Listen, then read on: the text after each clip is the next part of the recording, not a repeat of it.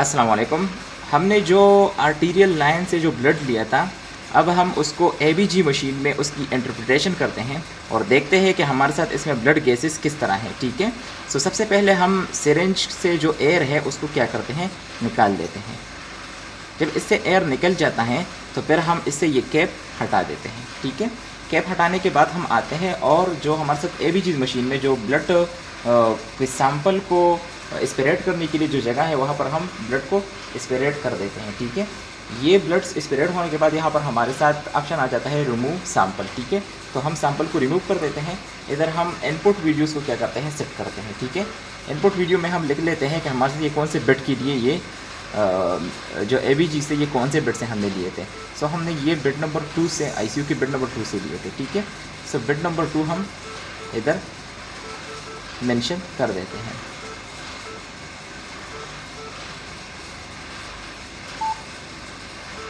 और फिर हम एंटर करके न्यू पेशेंट और रिज़ल्ट में जाते हैं। ठीक है, अब हमारे साथ रिज़ल्ट आएगा ऐसे कुछ सेकंड्स में कि हमारे साथ पेशेंट के एबीजीज किस तरह है। ठीक है, सो हमें इसके लिए थोड़ा सा वेट करना पड़ेगा। और अभी हमारे साथ पोटाशियम, कैल्शियम, पोटाशियम और सोडियम की वैल्यूज़ आ गए हैं जो कि काफ़ी हद तक बेहतर है। ठीक है, सोडियम थोड़ा सा रेज है, 135 से 145 मिलीमोल पर लीटर तक हमारे साथ ये नॉर्मल होता है, लेकिन ये थोड़ा सा रेज है। पोटाशियम थोड़ा सा कम है, ये 3.45 से लेकर 3.5 से लेकर 5.5 तक ये हमारे साथ नॉर्मल होता है और ये थोड़ा हमारे साथ कम आया है। इसी तरह कैल्शियम भी थोड़ा सा कम आया है। अच्छा जी, आप देख सकते हैं हमारे साथ जो कार्बन डाइऑक्साइड की वीडियो है वो हमारे साथ नॉर्मल है, क्योंकि इसकी जो प्रेशर होती है आर्टरी में वो हमारे साथ 35 से लेकर 45 mHg तक होती है।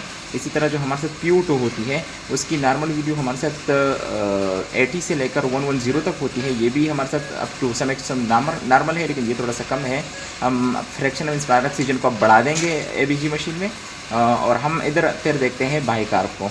बाइकार्ब को हम देखते हैं कि हमारे साथ बाइकार्ब की वीडियो किस तरह आई है। वो इधर हमारे साथ एबीजी की जो प्रिंट आई है उसमें होती है। ये देख सकते हैं आप, हमारे साथ 20.5 हमारे साथ बाइकार्ब आए हैं। ये हमारे साथ 22-26 हमारे साथ नॉर्मल होते हैं, सो ये भी हमारे साथ थोड़े कम है।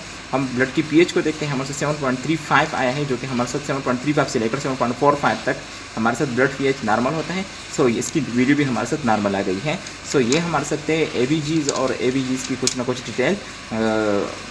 आई होप कि आप लोगों को बहुत कुछ समझ में आ गया होगा एबीजीज़ किस तरह करते हैं और एबीजीज़ लेते किस तरह हैं और फिर एबीजीज़ में हम क्या क्या देखते हैं। सो ये सारी चीज़ें आई होप कि आप लोगों को समझ आ गए होंगे। अगर अभी तक आप लोगों ने हमारे चैनल को सब्सक्राइब नहीं किया है तो जल्द से जल्द सब्सक्राइब करें, ताकि हमारे नए नए अपडेट्स आप लोगों तक ईजिली आते रहें। I hope you would like the video. Thank you for listening.